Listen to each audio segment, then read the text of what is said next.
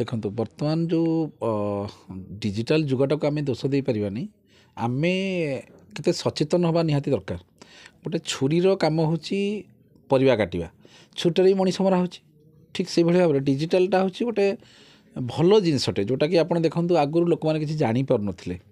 ଯଦି କହିବେ ଏବେ ପ୍ରତିଟି ସାଧାରଣ ଜନତା, ଗୋଟେ ଦିଲ୍ଲୀରେ ଗୋଟେ ଘଟଣା ଘଟୁଛି, ପଲ୍ଲୀର ଲୋକମାନେ ସାଙ୍ଗେ ସାଙ୍ଗେ ମାନେ ଗୋଟେ ଯଦି କହିବେ ଗୋଟେ 30 ମିନିଟ୍ସ ଭିତରେ, ସରି 30 ସେକେଣ୍ଡ ଭିତରେ, ଗୋଟେ ମିନିଟ୍ ଭିତରେ ଏଠି ଲୋକମାନେ ଜାଣିପାରୁଛନ୍ତି ଦିଲ୍ଲୀରେ ଆଜି ଅମୁକ ଜିନିଷ ଘଟିଲା। ତେଣୁ ଏଇଟା ଗୋଟେ ଭଲ ଜିନିଷଟେ, ଏଇଟା କିଛି କୌଣସି ପ୍ରକାର ଖରାପ ଜିନିଷ ନୁହେଁ। କିନ୍ତୁ ତାକୁ ଯଦି ଆମେ ଖରାପ ବାଟରେ ମିସ୍ୟୁଟିଲାଇଜ୍ କରିବା, ସେଇଟା ହିଁ ଖରାପ। ଯଦି ଆପଣ କହିବେ ଆମେ ଗୋଟେ ପୁଅମାନେ ଯେଉଁ ବ୍ଲାକମେଲିଂର ଶିକାର ହେଉଛନ୍ତି, ସେଥିପାଇଁ ଅନେକାଂଶରେ ଯଦି କହିବେ ପୁଅମାନେ ହିଁ ଦାୟୀ।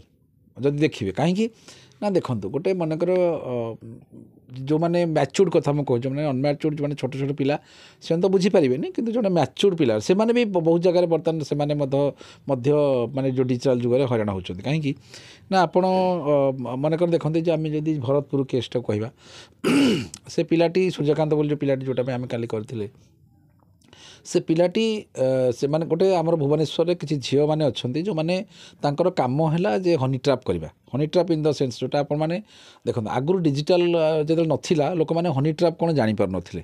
ଲୋକମାନେ ଯେଉଁ ତାଙ୍କର ଗୋଟେ ମାନେ ଗୋଟେ କ'ଣ ଗୋଟେ ଡିସିପ୍ଲିନ୍ ଲାଇଫ୍ ମେଣ୍ଟେନ୍ କରୁଥିଲେ। କିନ୍ତୁ ଏବେ ଯଦି ଆପଣ ଦେଖିବେ, ଏ ଯେଉଁ ହନି ଟ୍ରାପ୍ର ଜିନିଷଟା ଜାଣି ସାରିଲା ପରେ, ଆରେ ଏମିତି ଗୋଟେ ପୁଅକୁ ଫସେଇ ଦିଆପାରୁଛି, ଏଇଭଳି ଏ ଯେଉଁ ଜିନିଷଟା ସେମାନେ ଜାଣିଗଲେ କେଉଁଥିରୁ, ମାନେ ଡିଜିଟାଲ ଜିନିଷରୁ। ତେଣୁ ସେମାନେ କ'ଣ କଲେ, ଭୁବନେଶ୍ୱର ଭଳିଆ ଗୋଟେ ଜାଗା, ଯେଉଁ ଜାଗାରେ ଯଦି କହିବେ ଝିଅମାନେ ବର୍ତ୍ତମାନ ହନି ଟ୍ରାପ୍ରେ ଲାଗିଛନ୍ତି। କାହିଁକି ନା, ଆପଣ ଦେଖନ୍ତୁ ଏ ଯେଉଁ ଭରତପୁର ଇସ୍ୟୁଟା ଯଦି କହିବେ, ସେ ଛୋଟ ପିଲାଟେ, ଗୋଟେ 20 ବର୍ଷର ଛୁଆଟେ, ସୂର୍ଯ୍ୟକାନ୍ତର କଥା ଯଦି କହିବେ, 20 ବର୍ଷର ପିଲାଟେ, ତାକୁ ସେ ଗୋଟେ ଯେତେବେଳେ ତାଙ୍କ ଯେଉଁ ଫେସବୁକ୍ରେ ସିଏ ଗୋଟେ ତାଙ୍କ ବାପା ଯେହେତୁ ସେ ଗୋଟିଏ ବୋଲି, ତାଙ୍କ ପରିବାର ଭିତରେ ଗୋଟିଏ ବୋଲି ପୁଅ ତାଙ୍କ ପରିବାରରେ, ଅର୍ଥାତ୍ ତାର ଯେ ବଡ଼ ବାପା ସେ ଏକ୍ସପାୟାର୍ଡ଼ କରିଯାଇଛନ୍ତି, ତାଙ୍କର ଗୋଟିଏ ମାତ୍ର ଝିଅ, ଆଙ୍କ ପରିବାରରେ ଗୋଟିଏ ବୋଲି ପୁଅ। ତେଣୁ ୟାର ଯେହେତୁ ଏ 20 ବର୍ଷ ପିଲାଟି ପାଠ ପଢ଼ୁଥିଲା, ଭଲ ଷ୍ଟୁଡେଣ୍ଟ ଥିଲା, ଆର ଡିମାଣ୍ଡ ଅନୁସାରେ ତା ବାପା ତାକୁ କହିଥିଲେ ଯେ ପରୀକ୍ଷାରେ ଯଦି ଏତିକି ମାର୍କ ରଖିବୁ ତତେ ମୁଁ ଗୋଟେ ଗାଡ଼ିଟେ ଦେବି। ତାକୁ ଗୋଟେ BMW ବାଇକ୍ଟେ ଦେଇଛନ୍ତି। ଏବଂ ତାର ସେ ପିଲାଟି ଟୋଟାଲ୍ ତାଙ୍କ ଘରର ସବୁ ଜିନିଷ ହ୍ୟାଣ୍ଡେଲ୍ କରେ। ତାକୁ ଗୋଟେ ଆଇଫୋନ୍ଟେ ଦେଇଛନ୍ତି, ଯେଉଁଟା ଛୋଟ ଛୋଟ ପିଲାମାନେ ବର୍ତ୍ତମାନ ସେଇ ଯେଉଁ ଡିଜିଟାଲାଇଜ୍ ଉପରେ ଅଛନ୍ତି, ବିଶ୍ୱାସ କରୁଛନ୍ତି, ଫଟୋଟି ଉଠାଇବେ, ଭଲ ଗାଡ଼ିଟିଏ ଚଢ଼ିବେ, ଏଇସବୁ ଚିନ୍ତାଧାରା। ତେଣୁ ସେମାନେ ଏ ଯେଉଁ ଝିଅମାନେ କ'ଣ କରୁଛନ୍ତି, ସେଇ ଯେଉଁ ପିଲାମାନଙ୍କୁ ଟାର୍ଗେଟ୍ କରୁଛନ୍ତି, ପିଲାଗୁଡ଼ାକୁ ଯେତେବେଳେ ଟାର୍ଗେଟ୍ କରୁଛନ୍ତି, ସେ ପିଲାଙ୍କୁ ଫସାଉଛନ୍ତି।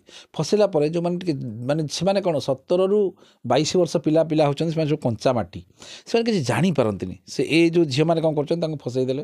ଫସାଇକି ସୁବିଧା ହେଇଛି ବର୍ତ୍ତମାନ ଓୟୋ ହୋଟେଲ, ଓୟୋକୁ ନେଇଗଲେ, ଓୟୋରେ ସେମାନେ ରିଲେସନ୍ ରଖିଲେ, ସେକ୍ସୁଆଲ୍ ରିଲେସନ୍ ରଖିଲେ, ଏବଂ ତାହାର ଭିଡ଼ିଓଗ୍ରାଫି ମଧ୍ୟ ଝିଅମାନେ କଲେ।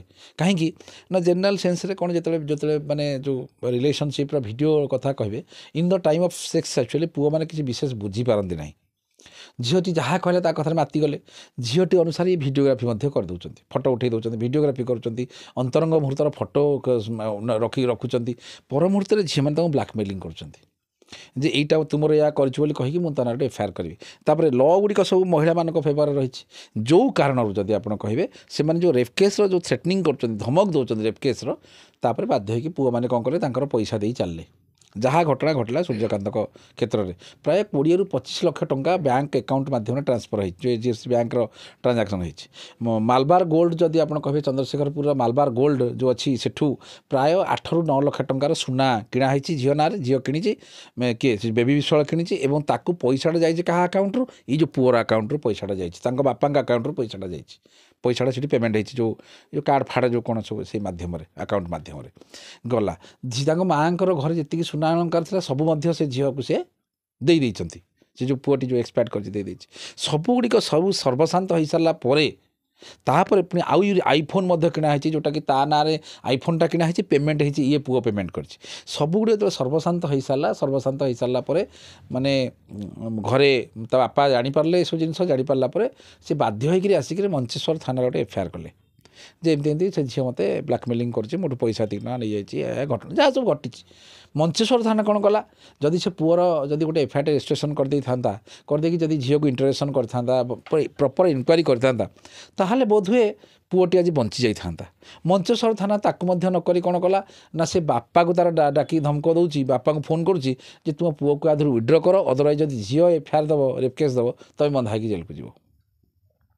ଯେତେବେଳେ ସବୁଆଡ଼ୁ ପିଲାଟି ହାରାସମେଣ୍ଟ ହେଲା କୌଣସି ଜିନିଷ ହେଇପାରିଲାନି ସିଏ ସେଇମାନଙ୍କ ପୁଣି ସେମାନଙ୍କ ବ୍ଲାକମେଲିଂର ଶିକାର ହେଇ ଆପଣଙ୍କର ଯେଉଁ ବିଜୟ ପ୍ରିମିୟମ୍ ବୋଲି ଗୋଟେ ଭରତପୁର ଅଞ୍ଚଳରେ ଗୋଟେ ଓୟୋ ହୋଟେଲ୍ ଅଛି ଯେଉଁଥର ସେକେଣ୍ଡ ଫ୍ଲୋର୍ର ରୁମ୍ ନମ୍ବର 301 ଯେଉଁଥିରେ 4/10/2024 ଦିନ ଆତ୍ମହତ୍ୟା କଲା ଏବଂ ଆତ୍ମହତ୍ୟା କରି ଆତ୍ମହତ୍ୟା ଜନିତ ଯେଉଁ ତା'ର ଯେଉଁ ଇଏଟା ସୁଇସାଇଡ଼ାଲ୍ ନୋଟ୍ ଯେଉଁଟା ଆମେ କହିବା ସୁଇସାଇଡ଼ାଲ୍ ନୋଟ୍ଟାରେ ମଧ୍ୟ ଅତି ପ୍ରାଞ୍ଜଳ ଭାବରେ ଲେଖିଛି ଯେ ବେବି ବିଶ୍ୱାଳ ପାଇଁ ମୁଁ ଆତ୍ମହତ୍ୟା କଲି ବୋଲି ଯେଉଁଟାକୁ ପୋଲିସ ନିଜେ ଜବତ କରିଛି ଏବଂ ସବୁଠାରୁ ଇମ୍ପୋର୍ଟାଣ୍ଟ ଜିନିଷ ପୋଲିସ କ'ଣ କହୁଛି ଗଣମାଧ୍ୟମକୁ ଜଣା ନାହିଁ ଯେହେତୁ ସବୁଗୁଡ଼ାକ ଏଭିଡେନ୍ସ ଝିଅ ବିରୁଦ୍ଧରେ ଅଛି ଯଦି ଗଣମାଧ୍ୟମ ଜାଣିଦେବ ଝିଅ କୁଆଡ଼େ ଆବସ୍କଣ୍ଡ କରିଯିବ ଆମେ ତାକୁ ଆରେଷ୍ଟ କରିପାରିବୁ ନାହିଁ ଏମାନେ ଗଣମାଧ୍ୟମକୁ ମଧ୍ୟ ଜଣାଇଲେ ନାହିଁ ସେଦିନ ଟୋଟାଲ୍ ଦିନ ସାରା ଡେଡ୍ ବଡ଼ିଟାକୁ ସେ ରୁମ୍ ଭିତରେ ରଖା ହେଲା ସନ୍ଧ୍ୟା 6:30 ନା 7ଟା ବେଳକୁ ତା ଭିତରୁ ଡେଡ୍ ବଡ଼ିଟା ବାହାର କରାହେଲା ମାସେ 1.5 ମାସ ପର୍ଯ୍ୟନ୍ତ କୌଣସି ପ୍ରକାର କାର୍ଯ୍ୟାନୁଷ୍ଠାନ ଗ୍ରହଣ କରାଗଲା ନାହିଁ ପର ମୁହୂର୍ତ୍ତରେ ଆମେ ଜାଣିଲୁ ଏମିତି ଘଟଣାଟିଏ ଘଟିଛି ଯେଉଁଠି ତା ଗାର୍ଲଫ୍ରେଣ୍ଡକୁ ଗିରଫ କରାଯାଉ ନାହିଁ ଯିଏ ସର୍ବଶାନ୍ତ ତାକୁ କରିଛି ତେଣୁ ଏଇଗୁଡ଼ାକ ହେଉଛି ଯଦି ଡିଜିଟାଲର ଗୋଟେ ହେଉଛି ନେଗେଟିଭ୍ ଇମ୍ପାକ୍ଟ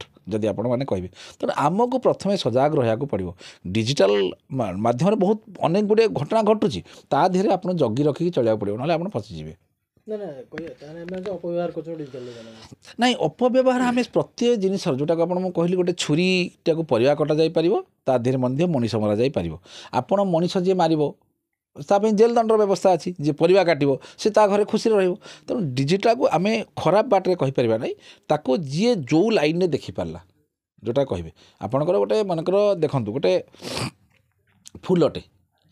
ଫୁଲଟାକୁ କିଏ ଦେଖୁଛି ଯେ ଏ ଫୁଲଟାକୁ ମୁଁ ନେଇକି ଠାକୁରଙ୍କ ପାଖେ ଥୋଇଲେ ମୋତେ ସୁନ୍ଦର ଲାଗିବ କିଏ ତା'ର ଗାର୍ଲଫ୍ରେଣ୍ଡକୁ ନେଇକି ଦେଉଛି ତା ମୁଣ୍ଡରେ ବାନ୍ଧିଲେ ତାକୁ ଭଲ ଦେଖାଯିବ ତେଣୁ ଡିପେଣ୍ଡ ହେଉଛି କ'ଣ କି ଆପଣଙ୍କ ନଜରିଆ ଆପଣଙ୍କ ଚିନ୍ତାଧାରା ଉପରେ କଥାବାର୍ତ୍ତା ପଡ଼ିଛି ଯିଏ ଯେମିତି ଚିନ୍ତା କଲା ସେ ଅନୁସାରେ ତାକୁ କରିପାରିବ ସେମିତି କିଛି ଅସୁବିଧା ନାହିଁ।